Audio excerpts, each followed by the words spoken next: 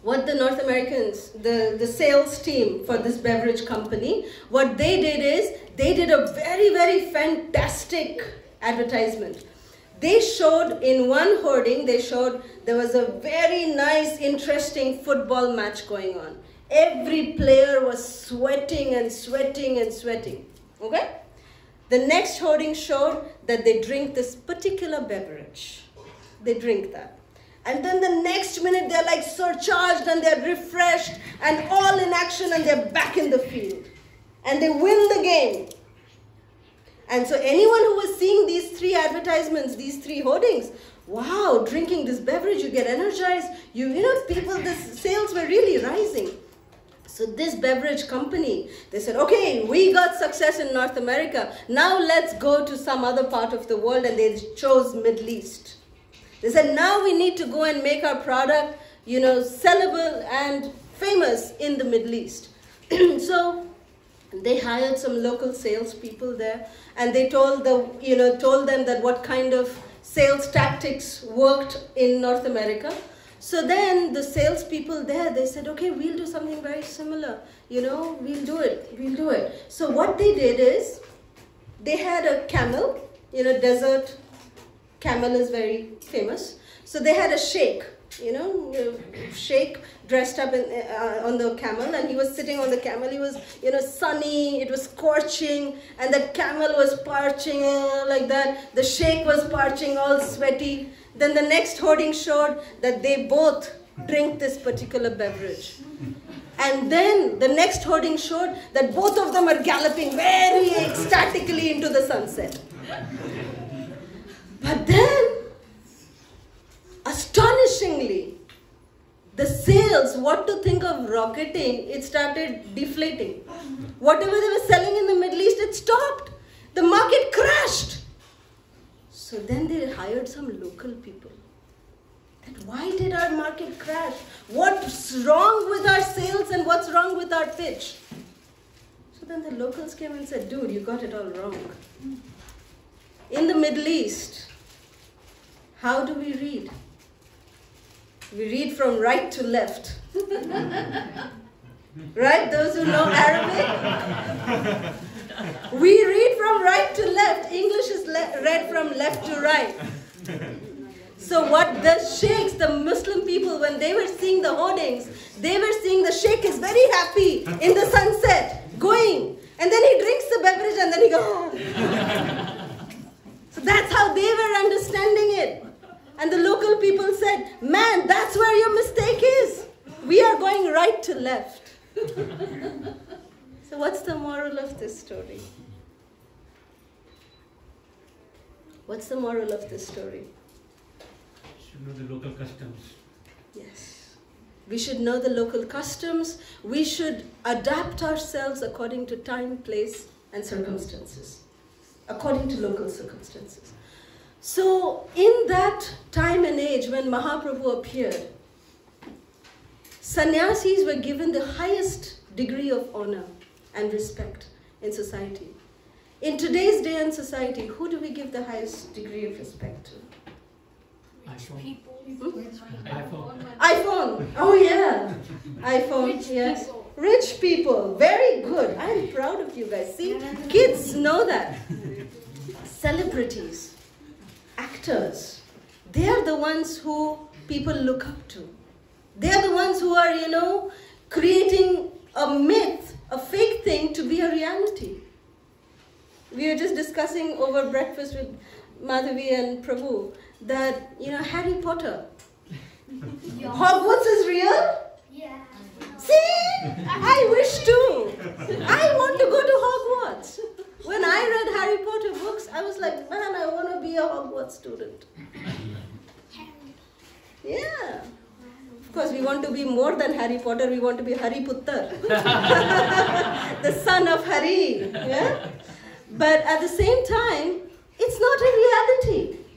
Right? Harry Potter is not a reality. It's a fictionally made up character, but we tend to relate to it so much. We tend to relate to it so much. So if today's day and age Mahaprabhu would have appeared, he would have probably become a big celebrity who, you know, would have mesmerized us with his charisma. And we would have just helplessly fallen in love with the way Lord Chaitanya moved and, gated along like that. So then that's how we would have accepted Krishna consciousness. And that's how, in today's day and age, we need to make an impact in everybody's life. Present Krishna consciousness in a way that is acceptable to people.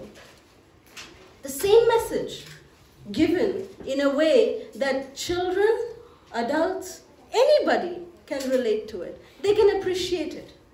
That is the beauty of Lord Chaitanya's message. This Hare Krishna Mahamantra is not an ordinary chant. It's not a mindless chant. It is something that is coming directly from the spiritual world. Sri Chaitanya Mahaprabhu is bringing it from Goloka Vrindavan. Golokera Premadhana Harinama Sankirtana. This Harinam is not an ordinary sound vibration. And the most important thing about this holy name, I'll tell you one more quick story and we'll end here. Yes? Okay, is that okay? Yeah. So, there was one time, all of us know about the Pandavas, yes? After the Pandavas, they won the war of Kurukshetra. Yudhishthir Maharaj became the king. It was almost towards the end of Dwapar Yuga. Kali Yuga was about to come. So Yudhishthir Maharaj was the king, and Bhima Sena, the brother, the big one, the big guy in the family, he was the security for Yudhishthir. One-man army. So anybody who wants to meet Yudhishthir have to go through Bhim. So there was one citizen who came running to Bhim and he said, please Bhim, let me through. I have to go and meet Yudhishthir Maharaj because I witnessed something very astonishing. He said, oh, what did you witness? Tell me first. So he said, okay, I saw that there was a fence, which was wooden fence, which was protecting some very nice crops. And those crops were getting eaten by those wooden fence. They just developed some jaws, some teeth, and they were eating up the crops. Bhimasena said, really weird. Okay, go and talk to Yudhishthir Maharaj because I can't understand. Beyond my comprehension. I can understand eating food, but fence, eating crops? Oh, go and meet Yudhishthir. So then he let him pass. Second man came running and he said, Bhima, I have witnessed something very, very astonishing. He said, what did you see? He said, I saw that there was a big water pot, earthen pot, and there were 4 smaller earthen pots. From the big pot, they emptied the water into 4 pots. Nothing spilled. But from the 4 pots, when water was poured back into the big pot, it was not able to fill it up. Where did all the water go? Nothing. Nothing dropped. Where did the water go? So yeah, maybe evaporation, condensation. Yeah, I'm confused. Go and clarify it, mother, with Yudhishthir Maharaj. So Bhima sent the second person also inside. Then the third person came running. Bhima, I am seeing something incredibly astonishing. Okay, today is the day of astonishment. What did you see? He said, today I saw. There was a man, he was holding a needle. And through the eye of the needle, he took the elephant. The entire elephant, he threaded it. Only the tail got stuck. Entire elephant went. He threaded the entire elephant. The tail of the elephant got stuck.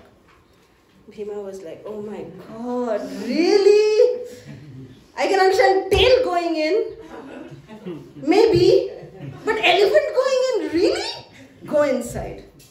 Go inside and clarify with Maharaj Yudhishthir. Another person came in, running. Bhima said, please don't tell me you saw something astonishing. He said, yeah, I saw. He said, I don't even want to hear. Let's go inside. There's 3 more men who I sent before you. Let's go find out the answers. Are you all interested to know the answers? Yes. Then let's get a Hari Bol. Hari Bol. At the back, nobody's interested, so I won't say the rest. Interested? Hari Bol. Just wanted to wake you up. So, okay.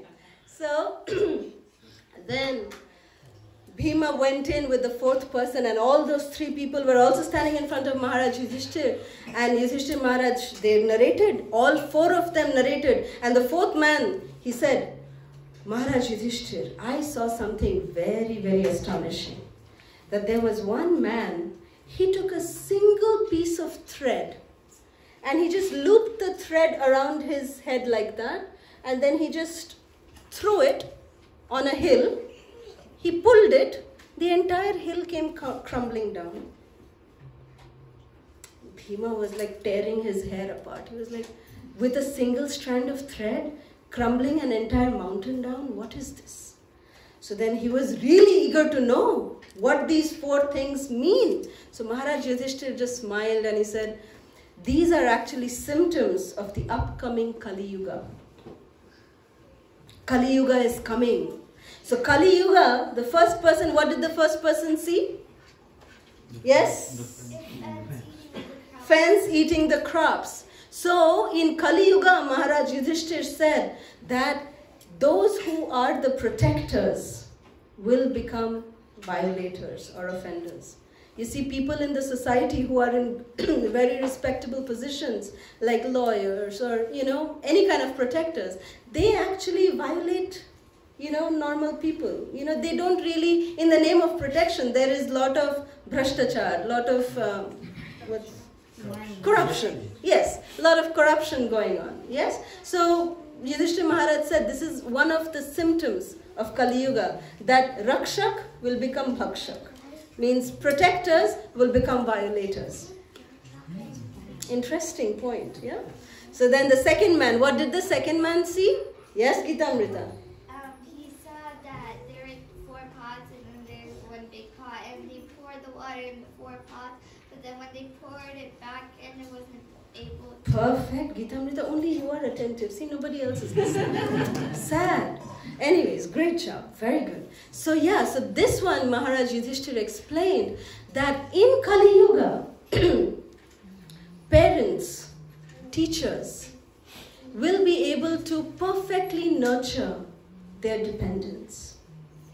Parents will be giving very good upbringing and nurturing their kids. Teachers will nurture the children. But when the time will come for the kids to take care of their elderly parents, where will they land up? Old age homes. And we don't even remember what was the name of our teachers. Is that our gratitude? We don't have what Yudhishthira Maharaj was explaining is the attitude of gratitude is lacking in Kali Yuga. No gratitude in Kali Yuga. Parents are doing so much for the children. Children have no gratitude towards parents. It's not to you kids. You kids are great. Okay? You guys are awesome. You kids are special. Okay? So, but generally, the attitude of gratitude does not exist. That's what was explained by Maharaj Yudhishthira. What was the third person? Yes, beta, tell me. The whole elephant fit in the middle, but the tail. Very good. Yes, the entire elephant fit in through the eye of the needle and only the tail got stuck. So Yudhishthira Maharaj said, when Bhim was really, biting his teeth, he said, I'm interested in this one. What does this mean? So then Yudhishthira Maharaj said, in Kali Yuga, the law will be really blind. Because big criminals will pass by. It is the poor people with no funds who will get stuck and who will get stuck by the laws, so-called laws. But the big and rich and influential people, by bribing the law, they will get away. That's happening in Kali Yuga. We experience that. The people who are in power, they can do whatever they want. They can do and harass people the way they want. But it's the common people who get into the crossfire, who suffer in the crossfire. So the entire elephant passing through, but the tail getting stuck. He said, brilliant! Yudhishthira Maharaj, you're great! So he was really happy. And then, but Bhima was like tearing his hair apart to understand the last one. Yes, Peter? So, a person took a thread and then took it around his head and then threw it onto a mountain, but the mountain came crumbling down. A mountain came crumbling down just by a little thread, yes, single strand of thread. So Yudhishthira Maharaj said that Kali Yuga is actually an ocean of faults. But there is one good quality which this person, the fourth person, has seen. That simply by a single strand of these beads, you can crumble down mountains and mountains of sinful reactions. Shri Harinam Sankirtan ki jai. Kaler doshe nidhe rajan asti hi eko mahadgunan. Kirtana deva krishnasya mukta sangha param vrajet. That you can go back home, back to Godhead, to Param Vraja, to Goloka Vrindavan, simply by chanting the holy names. That Kali Yuga is an ocean of faults, but there's just one good quality, that simply by chanting this Hare Krishna Mahamantra on our beads, which is just strung by a single strand of thread, we can crumble down lifetimes and lifetimes of accrued sinful reactions. And we become eligible to go back home, back to Krishna, to our original place.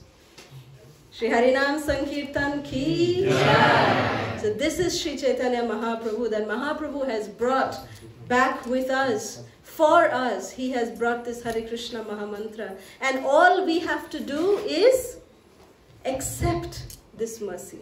Mahaprabhu says, Enichi Oshodhi Maya Nashibaro Lagi. Means I have brought this medicine which can destroy the ill effects of Kali. Nashibaro Lagi, it can destroy it. Harinama Mahamantra Lao Tumi Mangi. Means just all you have to do is, I have brought this Harinam, all you have to do is just ask for it. Just accept it. Just take it. So with that feeling that when Mahaprabhu came from Goloka Vrindavan, what happened, you know? Goloka Vrindavan's doors opened. The doors of Goloka Vrindavan opened. Mahaprabhu walks down. From Goloka Vrindavan, he came here. But guess what? The doors of Goloka Vrindavan, Mahaprabhu did not close them behind him. He kept them open for us. So they are open till today for us. And this is the special, unique opportunity that all of us in Kali Yuga have. And it is only by the mercy of Sri Chaitanya Mahaprabhu that we have this opportunity for us to go back home directly to Goloka, simply by the chanting of this Mahamantra. So with that mood, that we are helplessly, with a heart of gratitude, let us once lovingly call out to the holy name, expecting the mercy of Sri Chaitanya Mahaprabhu. Hare Krishna, Krishna Krishna,